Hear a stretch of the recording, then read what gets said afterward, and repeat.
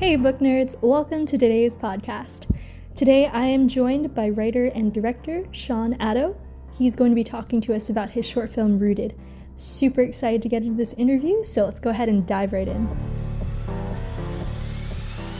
Welcome to the podcast today, book nerds. Thank you for joining us. And today I'm joined by Sean Addo. He's the director of the short film Rooted. And today we get to kind of get a little bit more into detail and get to know him a little bit better. How are you doing today, Sean? I'm doing great. Yeah, super excited to be here. Glad that you're having me. Yeah. We're so happy to be talking to you today about your film. And, for any of our audience that isn't too familiar with you or your work, can you give us a short little introduction to yourself? My name is Sean Addo. I am a writer-director, and I'm out of Inglewood, California. I tend to do a lot of different things in different genres, mainly supernatural, kind of horror, thriller genre has been my focus right now. And all of my stuff really focuses on identity, or at least the difficulty in trying to connect into identity, or where we belong, or where we fit in, culturally speaking. And I'm first generation Ghanaian American, so it's a big part of my life, even outside of film, and tends to bleed into all my work. But yeah, so that's a little bit about me. Yeah.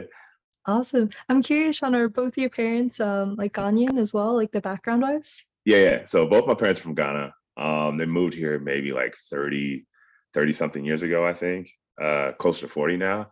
And so they've been here. Most of my family's in Ghana. I go back just about like every year if I can. So I'm there pretty often, as much as I can be. But yeah. Nice. That's awesome. I love that tie to your culture. Yeah. And tell us a little bit about your short film. So my short film, it's about a man who gets his DNA results. They're also accompanied by this African mask that allows him to see into the slave dungeons of his African ancestors. And the whole catch of it is like, not only can he see them, but they can also see him. And then it becomes this kind of like cat and mouse kind of game.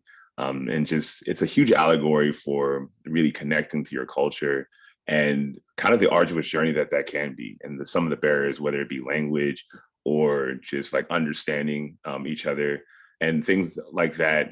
And also just the perspective of how looking at a culture where you know nothing about may come off due to other things like the media or anything else like that. So it's all an allegory for that. And also looking at the idea of one who is interested in connecting to their culture versus someone who might be a little more fearful or almost reject their culture. So it's a little bit of a cautionary tale. Yeah. Absolutely. I'm so glad I've gotten the privilege to kind of preview it a little bit, but we're not going to spoil anything for our viewers just yet. Yeah. So I'm curious, with you growing up Ghanaian American, having both your parents from Ghana and you guys going back to visit pretty often, would you say like your culture pretty much kind of influences a lot of the work that you do? Absolutely. I think it's that, and also like it's the journey of it. Like a lot of it was I didn't start going back as often until maybe high school. So there's a huge gap. Like when we were younger, I was about 8 years old. The first time I went back, I was taken over to Ghana to kind of visit my grandparents and see the entire family. And my parents were really big on culture at that point in time. And then during, I guess, between that time, there's many times I went back with my family, but outside of that, we kind of stayed mainly in the States more. And it wasn't until high school, like the end of high school, where I was like, I'm going to go take my own kind of senior trip. And I went to London and Ghana for about a couple months and kind of just sat there and then started really understanding how being raised here, even though we were raised in a pretty small, kind of tightly knit Ghanaian community in Cincinnati, Ohio, which was kind of surprising for that to be one, but there is. And it still wasn't the exact same. You know what I mean? It's a little different to like grow up in a Ghanaian culture in America versus being born and raised in Ghana. So I kind of really quick understood that, and it felt a bit of an outsider in that way. And so I felt like for me it was either one or two things. Either I'm going to be like, okay, I don't necessarily belong here, or I'm going to like dig deeper and then just keep coming back as often as I can to try to connect deeper and deeper to like my cousins and the culture and everything like that. So the more I did it, the more aware I just became about a lot of those things. And I think that inner monologue and that question of like, where do I fit on the spectrum, or how much can I connect to the culture, just started bleeding into all of my work and in every way, even when I didn't want to. I guess it's kind of a little bit of a coping mechanism. But yeah, so a lot of stuff I did, it just kind of found its way into my work. And then for me, it was a way to kind of articulate and kind of communicate what that journey may be like. And I started realizing that it resonated with a lot of people just beyond myself. And they didn't have to be African specifically, or even first generation or second generation or anything like that. It was just anybody who was trying to figure out where they belong or where they fit in between like two worlds or whatever it was, started to really understand that kind of journey and maybe the difficulty with it and the excitement that comes with it as well. Absolutely. I think that's awesome. Like you just like said it so like articulated and everything, and the way that you like described it was just like perfectly detailed, because I can definitely relate to some of that work with both my parents being immigrants as well. So I think it's amazing. And for anybody that hasn't seen the film yet, I don't want to spoil it or anything like that, but it just had me on the edge of the seat the whole time, and it's such a cool film. Thank you. Thank you so much. Yeah. Yeah, absolutely. So, I want you to kind of walk me through your creative process. Like, what is your typical day or week or even month like, if? Yeah, basically I think I try every morning. I wake up and then I know people talk about doing pages and free writing and stuff like that. For me, it's a little weird. I try to do something that's actually not related to anything creative whatsoever. I think it's a bit of my sports background. I played football in college and everything like that. So I've been playing sports my entire life. So it's Nice. something that grounds me. And what I realize is that I'm a firm believer that you create subconsciously constantly. And in whatever project you're working on, you're always writing or always like working out themes and things like that in the background. And so I'm a firm believer in that. And so for me, I do something completely non-related kind of in the morning to kind of get myself to like at least get out of bed and start to get going. And what I'm realizing is halfway through whatever, if I'm working out, doing anything else like that, I start to think about like dialogue and other things of that nature, whatever I was working on the night before. And then usually because of that, I start the morning that way. I have a certain sense of clarity, and I'm able just to get to writing like right away. So I have I guess a number of ideas I'm always throwing around in my head, and then it's always just about like having the time to sit down and executing them. And then so I tend to sit down and I start writing. And if I don't write myself, also have like a partner that I'm working on the project, actually the feature version of the short with right now. So we tend to collab like right after that, somewhere midday. And then after that, I'm either trying to take in some kind of inspiration from something else. So if it's not going to museum or doing anything else like artistically in that sense, like I try to read more often now, like than anything, just because I'm constantly looking for inspiration, and just especially when you do things in the genre space, Yeah. anything that's like high concept, you're constantly world building. So for me, it's like the more inspiration I can get from all these different things, whether I'm watching something, reading something, or even listening to music or whatever, that kind of continues to help me build like the world and the tone and the mood with it. And then I get to a point where I kind of I'm very is like I need my time. So me and her, yeah, we kind of just do our own thing after that. But that's typically a day, I think, in a sense. And outside of meetings and things like that, that's kind of the way I operate creatively. Gotcha. I mean, just Yeah. like hearing your schedule and like you traveling for all the festivals, and I'm like, Sean, you are a busy man. Yeah, it's crazy. Because I used to really believe in this idea of like organized chaos, because that's the way I always operated. But I think the more stuff and the more opportunities I have now, it's really taking a certain amount of discipline and like almost like a pretty strict schedule, which is kind of like sometimes it's kind of hard for a creative. You know what I mean? Oh, for sure. Yeah. So it's like I think me finding a balance where there's definitely a strict schedule in some sense, so I know I'm actually being productive, but also giving me space to really like be free, because I think it's really important to like to keep relationships with like friends and family and everything like that. So I try to save a lot of time for that as well, just because a lot of times, especially when you're in this industry and you write and direct, you can really get tunnel vision and kind of close off everything. And that before you know it, you look up and you're like, oh my gosh, like where's everybody? I don't know what I'm doing. I'm just in a hole, that type of thing. So, and I've definitely been down that. Like usually when I jump on a project, I try to snap out of it every once in a while, because I get pretty tunnel vision. Yeah. But I think that's why it's always good to have people around you that balance you out. They're like, all right, work is great and everything like that, but you need a break, breathe, experience life around you, that type of thing. So yeah. Oh, absolutely. Can definitely relate to that. Yeah. I'm curious, so would you say that like the creative process, once you kind of go 100%, you're like straight tunnel vision, do you feel like it's kind of like exhaustive to write so often, or do you feel like you're like super energized and you could just keep going and going? Yeah, I think the latter of it, super energized. I keep going. It's just that from a young age, I was always really interested in like solving puzzles. Like I was big on just like your 500,000 piece, like the mosaics and all those crazy things like that. So my brain literally likes to solve things. And so every time I come up with a concept or a story or anything like that, I start to look at it as like a puzzle. And so that's why I think I get in tunnel vision, because at that point my brain just doesn't stop working.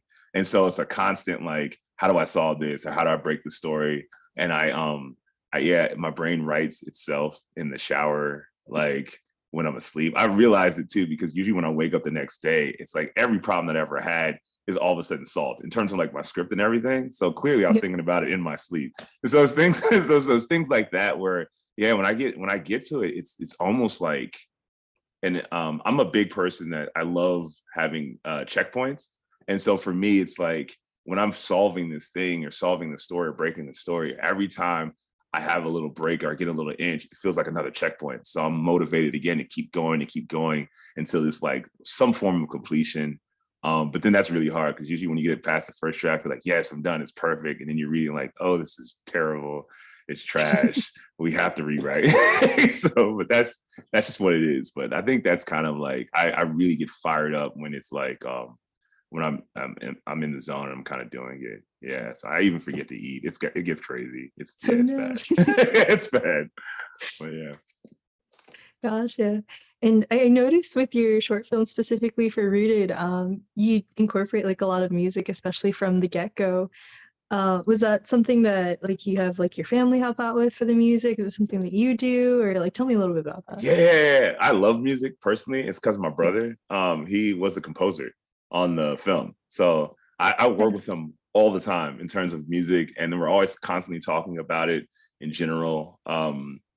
So it's been a big part of our lives in general. And I'm always like, if I was not a film or visual artist, I definitely would be try to be a musician. That's just not my forte per se. But like, yeah. So with him, it was just the second I had the concept, I was like, yo, Maxwell, I have, that's my brother's name. I was like, I have this idea for this film. Obviously, you're going to do the music. And no matter what he's doing, I was like, you got to drop everything, working on this now. And then so we kind of go in at it. And so we started tossing around ideas really early before the movie was even done, edited, or anything like that. So it's pretty early on. And I was lucky because he's also been in almost like, he makes a cameo in almost every one of my movies somehow, because I've been just doing that as a kid. And so he's in this one.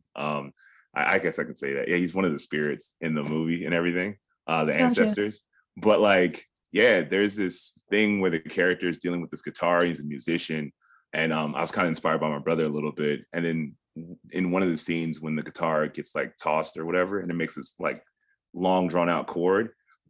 We were literally all filming on set, and my brothers looked at me. I looked at him, and I was like, okay, that's it. We got to go with this whole breaking down this guitar, this kind of like deconstructed sound, so it's less like music and it's more this hybrid between sound design and music. So we kind of tell this like audio kind of like, I guess, story in a sense, and do it that way. And then so yeah, he was down with it. And also my brother, because he's my younger brother, I know working with him I can push him all the way.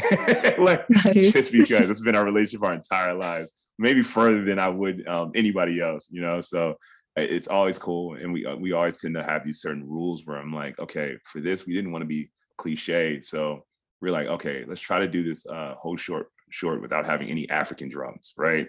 And so I was like, no drums. And so he's like, all right, cool. So we have to figure out all these other ways to kind of express the culture and the tone of the world. And it's just a fun kind of puzzle game with us. It's crazy because it does get intense, because we're always like, this is great. I'm like, this is great. He's like, no, this is terrible. And we go back and forth. But it all gets to a point where at the end of it, we're always really, really pleased with whatever comes out. And he's done the music to every one of my films. So that's just, yeah. So music is a huge thing for me. Yeah, mainly because of him. That's pretty impressive. No, Yeah. I heard the opening score and I was just like, wow, that is really good. Like, Yeah.